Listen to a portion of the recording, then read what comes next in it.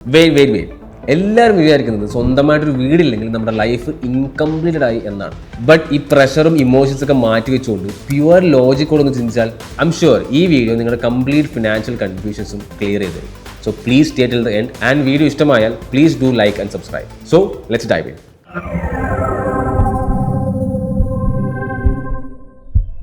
നമ്മുടെ നാട്ടിൽ സ്വന്തം വീടെന്ന് പറയുന്നത് it's not just a property, അതൊരു ഇമോഷനാണ്. അതൊരു അച്ചീവ്മെൻ്റ് ആയിട്ട് കണക്കാക്കുന്നവരും നമ്മുടെ കൂട്ടത്തിലുണ്ട്. നമ്മുടെ പാരൻസ് ഒക്കെ അവരുടെ ജീവിതം മുഴുവൻ സ്ട്രഗിൾ ചെയ്തുകൊണ്ട് ഒരു വീട് വെച്ചു. കാരണം അവരത് പ്രൗഡായിട്ട് കണ്ടിരുന്നു. അവരുടെ ജോബ് സെക്യൂർഡ് ആയിരുന്നു, സാലറി പ്രിഡിക്റ്റബിൾ ആയിരുന്നു, ഒരേ സ്ഥലത്ത് തന്നെ സെറ്റിൽ ആവുകയായിരുന്നു നാട്ടുകിടപ്പ്.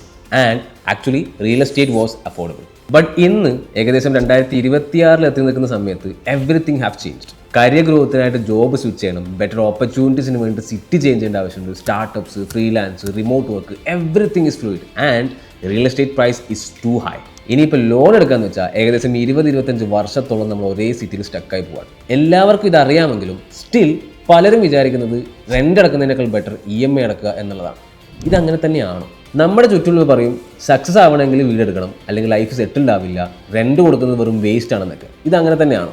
Let's look at the numbers. നമുക്ക് റിയലിസ്റ്റിക് ആയിട്ടുള്ള ഒരു എക്സാമ്പിൾ നോക്കാം. ഒരാൾ 50 ലക്ഷം രൂപ കൊടുത്ത് ഒരു ലോൺ എടുക്കാൻ ഉദ്ദേശിക്കുകയാണ്. 20% ആയിട്ടുള്ള 10 lakh rupees അയാൾ ഡൗൺ പേയ്മെൻറ്റ് എടുക്കുകയാണ്. ബാക്കി 40 lakh rupees 8.5% normal interest rate use ചെയ്ത് ബാങ്കിൽ ലോൺ എടുക്കുകയാണ് 20 yearsലേക്ക്. Monthly EMI is around 35,000 rupees. Sounds manageable, right? But here is a shock. 20 വർഷം കഴിഞ്ഞ് നിങ്ങൾ ബാങ്കിലേക്ക് എത്ര തിരിച്ചടച്ചിട്ടുണ്ടാവും എന്നറിയാവോ? ആദ്യം എടുത്തിട്ടുള്ള 40 ലക്ഷം രൂപയും ഇൻട്രസ്റ്റ് ആയിട്ട് വന്നിട്ടുള്ള 44 ലക്ഷം രൂപയടക്കം 84 lakh rupees ആണ് നിങ്ങൾ ബാങ്കിന് തിരിച്ചു കൊടുക്കുന്നത്. ആൻഡ് ഇത് മാത്രമല്ല, നിങ്ങൾ ഡൗൺ പേയ്മെൻ്റ് ആയിട്ട് കൊടുത്തുള്ള 10 lakh rupees കൂടി കൂട്ടിയാൽ your 50 lakh rupees house will actually cost you 94 lakh rupees. Almost double.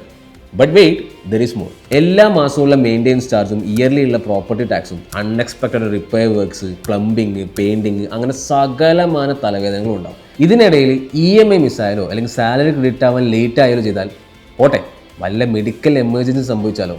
ശരിയല്ലേ? And now here is a real shock. ഇതേ കാര്യം നമുക്ക് റെൻറ്റിലേക്ക് അപ്ലൈ ചെയ്ത് നോക്കാം. നിങ്ങൾ ഡൗൺ പേയ്മെൻ്റ് ആയിട്ട് കൊടുത്തുള്ള 10 lakh rupees EMI ആയിട്ട് പേ ചെയ്യുന്ന 35,000 rupees സ്പ്ലിറ്റ് ചെയ്ത് 15,000 rupees നിങ്ങൾ റെൻറ്റ് പേ ചെയ്യുകയാണ്. ബാക്കി 20,000 rupees നിങ്ങൾ മ്യൂച്വൽ ഫണ്ട്സിൽ ആവറേജ് 12% റിട്ടേൺ വെച്ച് ഇൻവെസ്റ്റ് ചെയ്ത് കഴിഞ്ഞാൽ നിങ്ങളുടെ 20 years return is almost 3 crore rupees. അതായത് 15,000 രൂപ നിങ്ങൾ റെൻറ്റ് കൊടുക്കുന്നത് ഓരോ വർഷവും 10% സ്റ്റെപ്പ് അപ്പ് വെച്ച് ആലോചിച്ച് കഴിഞ്ഞാൽ പോലും നിങ്ങളുടെ മൊത്തം ചിലവെന്ന് പറയുന്നത് ഏകദേശം 1.15 crore rupees ആണ്. നിങ്ങൾക്ക് റിട്ടേൺസ് ആയിട്ട് ഇൻവെസ്റ്റ് ചെയ്താൽ കിട്ടാൻ വേണ്ടി പോകുന്നത് ഓൾമോസ്റ്റ് 3 crore rupees ആണ്.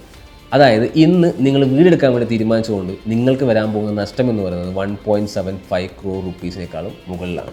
Shocking, right? പ്ലസ് നിങ്ങൾ വീടാണ് ചൂസ് ചെയ്യുന്നതെങ്കിൽ നിങ്ങളുടെ ഫ്ലെക്സിബിലിറ്റി മുഴുവനായിട്ട് പോകും. അതായത് നിങ്ങൾക്ക് ജോബ് സ്വിച്ച് ചെയ്യാനോ അല്ലെങ്കിൽ ബെറ്റർ കരിയർ ഓപ്പർച്യൂണിറ്റിക്ക് വേണ്ടിയിട്ട് സിറ്റി ചേഞ്ച് ചെയ്യണമെന്ന് വിചാരിച്ചു കഴിഞ്ഞാൽ ആ distance it cannot be made so easily. ഇനി കരിയറിൽ ഒരു ബ്രേക്ക് വേണം, ഒരു ബിസിനസ് ഒക്കെ ചെയ്യണമെന്ന് വിചാരിച്ചാലും EMI കാരണം നിങ്ങളുടെ ലൈഫ് മൊത്തത്തിൽ സ്റ്റക്കായി പോകും. ഇതാണ് reality and nobody tells you this. ഇനി ഇതിൻ്റെ ഓപ്പോസിറ്റ് ആയിട്ടുള്ള റെൻറ്റിനെ കുറിച്ച് നോക്കാം. റെൻറ്റ് എന്ന് പറയുമ്പോൾ തന്നെ ഓട്ടോമാറ്റിക്കലി അവർ mind will say rent waste ആണെന്നാണ്. But think like this, rent നമ്മൾ കൊടുക്കുന്നത് ഒരു സർവീസിനാണ്, എ പ്ലേസ് ടു ലിവ്. നിങ്ങൾ നെറ്റ്ഫ്ലിക്സിൽ സബ്സ്ക്രിപ്ഷൻ എടുക്കുന്നത് വേസ്റ്റ് ആണ്? അല്ല, നിങ്ങളത് എൻ്റർടൈൻമെൻറ്റിന് വേണ്ടി എടുക്കുന്നതാണ്. Similarly rent it's paying for shelter and life style. ഇനി ഇതിൻ്റെ അഡ്വാൻറ്റേജസ് ഒക്കെ ഒന്ന് നോക്കാം. First one, maximum flexibility. Job ബാംഗ്ലൂരിൽ കിട്ടി, ഇന്ന് തന്നെ ബാഗ് ബാക്ക് ചെയ്ത് പോവാം. ബെറ്റർ കരിയർ ഓപ്പർച്യൂണിറ്റീസ് ദുബായിലാണ്, no tension. Want to try a new city, you can. ഇന്ന് കൊച്ചി, നാളെ Mumbai, everything is possible and your career will not be limited by the EMIs. Second one, cash flow freedom. 35,000 രൂപ EMI അടക്കുന്നതിന് പകരം 15,000 രൂപ rent അടച്ച് ബാക്കി 20,000 രൂപ invest ചെയ്തിട്ട് you can build your next 20 years wealth. Third one, no maintenance stress. Plumbing issues ഇല്ല, painting issues ഇല്ല, ടാക്സിൻ്റെ ഇഷ്യൂസ് ഇല്ല. Everything will be taken care of by the owner and you will have your mental peace. Fourth one, lifestyle upgrade. Better career opportunities build ചെയ്യാൻ വേണ്ടിയിട്ട്, ജോബിനനുസരിച്ച് locality മാറാൻ, കുട്ടികളുടെ സ്കൂളുകൾ നോക്കി ലൊക്കേഷൻ മാറാൻ വേണ്ടിയിട്ട് ഒക്കെ EMI ഒഴിവാക്കി റെൻറ്റിലേക്ക് വരുന്ന സമയത്ത് നിങ്ങൾക്ക് ഹെൽപ്ഫുൾ ആവുന്നുണ്ടാവും. So rent is not a waste, it's a strategic choice if you use your money wisely and you can see the pros and cons of buying versus renting a house in your screen. But the truth is, നിങ്ങൾ വീടെടുക്കണോ അതോ റെൻറ്റിന് താമസിക്കണോ എന്നുള്ളത് purely depends upon you, your career stage, your family situation, your financial discipline and the city you are in.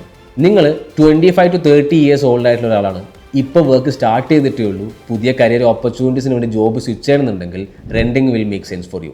And നിങ്ങൾ 40 വയസ്സിന് മുകളിലുള്ള ഒരാളാണ്, സേവിങ്സ് ഒക്കെ അത്യാവശ്യമുണ്ട്, ഫാമിലി സ്റ്റേബിൾ ആണ്, ഒരേ സിറ്റിയിൽ തന്നെ സെറ്റിൽഡ് ആണ്, അങ്ങനെയാണെങ്കിൽ buying will make sense for U.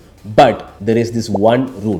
നിങ്ങളുടെ investments, emergency fund, life style ഇതൊന്നും കോംപ്രമൈസ് ചെയ്യാത്ത രീതിയിൽ നിങ്ങൾക്കൊരു വീടെടുക്കാൻ അഫോർഡബിൾ ആണ് എന്നുണ്ടെങ്കിൽ മാത്രം buy a house. Otherwise go for rent. Remember, വീട് വാങ്ങുക എന്ന് പറയുന്നത് it's not an emotional decisions, it's a financial decisions with an emotional impact. So choose carefully. വീടൊരു അസറ്റ് ആണോ ലയബിലിറ്റി ആണോ എന്ന് തീരുമാനിക്കുന്നത് നമ്മളതെങ്ങനെ ഹാൻഡിൽ ചെയ്യുന്നു എന്നതിലിരിക്കും. EMI അടച്ച് ഫിനാൻഷ്യലി ട്രാപ്ഡ് ആയിട്ട് ജീവിക്കുകയാണെങ്കിൽ അത് നിങ്ങൾക്കൊരു ലയബിലിറ്റിയാണ്. നിങ്ങൾക്കത് കംഫർട്ടബിളി അടച്ച് പോകാൻ പറ്റുന്നുണ്ട്, അത് നിങ്ങളുടെ ലൈഫ് സ്റ്റൈലിനെ ബാധിക്കുന്നില്ല എന്നാണെങ്കിൽ അതൊരു അസറ്റാണ്. സൊസൈറ്റിയുടെ പ്രഷർ കൊണ്ട്, റിലേറ്റീവ്സിൻ്റെ എക്സ്പെക്ടേഷൻസ് കൊണ്ട് നിങ്ങൾ ഇമോഷണൽ ഡിസിഷൻസ് എടുക്കാതിരിക്കുക. At the end of the day, it's your money, it's your life and it's your choice.